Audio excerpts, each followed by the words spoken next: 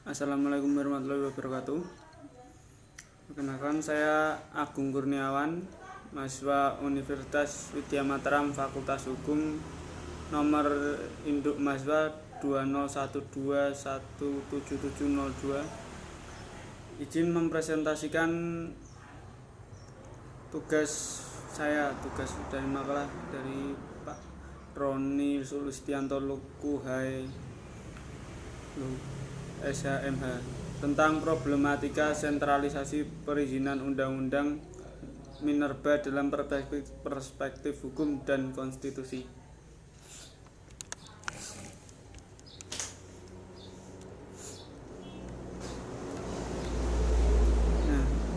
Pertama-tama, Indonesia merupakan negara dengan kekayaan sumber daya alam hayati dan sumber daya non hayati.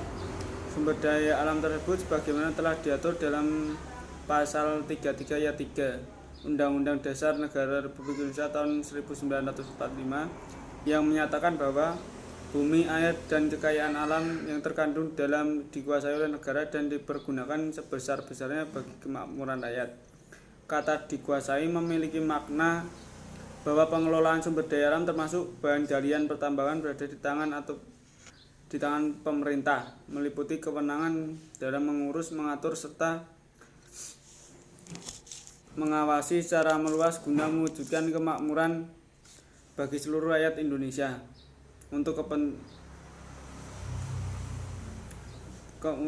Kemakmuran bagi seluruh rakyat Indonesia. Nah, dengan pasal ayat 33 ayat 3 tersebut memberikan kekuasaan kepada negara untuk menguasai kekayaan alam di Indonesia dan dipergunakan untuk kemakmuran seluruh rakyat Indonesia. Sumber daya alam non hayati atau SDA yang mampu menghasilkan energi diantaranya adalah mineral dan batu bara. Mineral dan batu bara merupakan sumber daya alam yang memiliki arti penting bagi memenuhi kebutuhan serta hajat hidup orang banyak. Tidak dapat dipungkiri, hasil dari bahan tambang mineral dan batu bara akan selalu dibutuhkan seperti minyak bumi dan batu bara yang dapat diolah sebagai bahan bakar aluminium dan besi untuk perkakas, emas yang dapat digunakan sebagai perhiasan dan investasi, serta masih banyak lagi. Di Indonesia, subsektor minerba memegang peranan penting bagi pembangunan nasional guna mendukung pertumbuhan perekonomian nasional. Di Indonesia hingga saat ini sektor minerba masih menjadi kontributor peningkatan penerimaan negara bukan pajak atau PNBP. Keberadaan SDA minerba akan memberikan manfaatnya jika ada perusahaan atau korporasi yang mampu mengelola SDA minerba tersebut.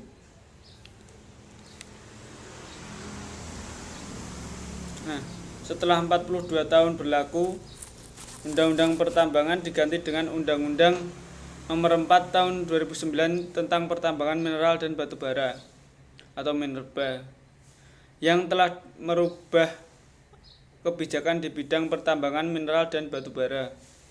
Adanya UU Minerba telah menghapuskan model kontrak karya yang digantikan dengan sistem perizinan yang dikenal dengan istilah izin usaha pertambangan atau IUP.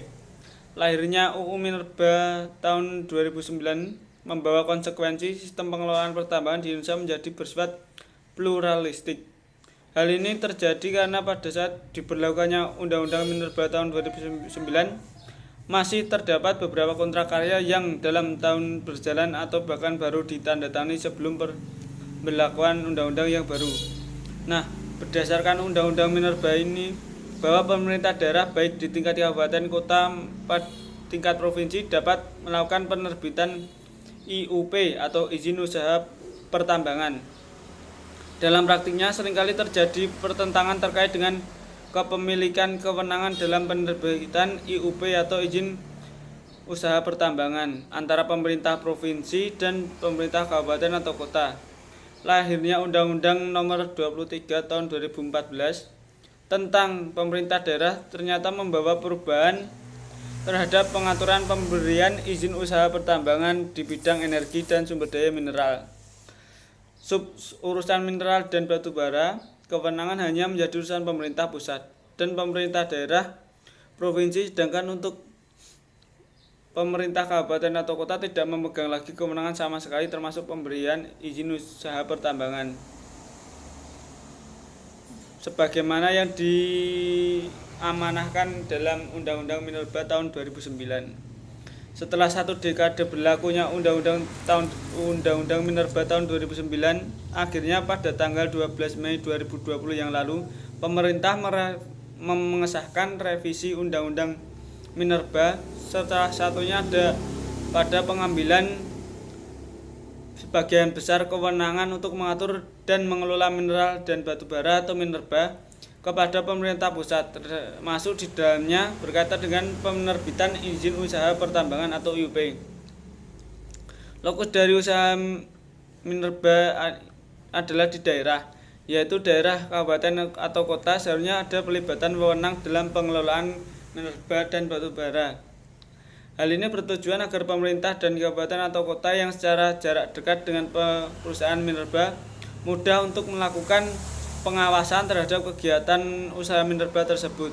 Selain itu, pengawasan negara terhadap mineral dan batu bara harusnya diberikan kepada perusahaan negara, badan usaha milik negara atau BUMN, dan badan usaha milik daerah atau BUMD. Nah, sekarang problematika sentralisasi perizinan Undang-Undang Minerba. Yang pertama, berdasarkan pasal 18 ayat 5 Undang-Undang Dasar Negara Kesatuan Republik Indonesia tahun 45 bahwa pemerintah daerah menjalankan otonomi seluas-luasnya kecuali urusan pemerintah yang oleh undang-undang ditentukan sebagai urusan pemerintah pusat. Otonomi daerah adalah hak, wewenang, dan kewajiban serta otonom untuk mengatur dan mengurus sendiri urusan pemerintah dan kepentingan masyarakat setempat dalam sistem negara kesatuan Republik Indonesia. Perumusan otonomi yang luas ini tercermin dalam pembagian tugas dan wewenang antara pusat dan daerah. Konsep otonomi daerah merupakan penyerahan urusan pemerintah kepada pemerintah daerah yang bersifat operasional dalam rangka sistem birokrasi pemerintah. Sedangkan otonomi terbatas menurut Bagirmanan, yaitu apabila sistem supervisi dan pengawasan dilakukan sedemikian rupa sehingga daerah otonom kehilangan kemandirian untuk menentukan secara bebas cara-cara untuk mengatur dan mengurus rumah tangga daerahnya sendiri.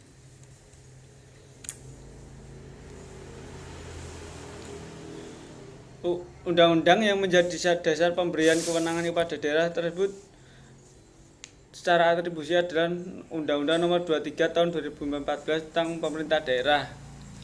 Dan dalam undang-undang tersebut, kewenangan pemerintah daerah diperoleh secara atribusi, ialah urusan pemerintah kongruen sebagaimana yang diatur dalam ketentuan pasal 11 UU No 23 2014 yang menyatakan bahwa urusan pemerintah daerah kongruen dibagi menjadi urusan pemerintahan wajib dan urusan pemerintahan pilihan. Salah satu bentuk pemerintah daerah dalam bentuk urusan pemerintahan pilihan ada di bidang energi dan sumber daya mineral.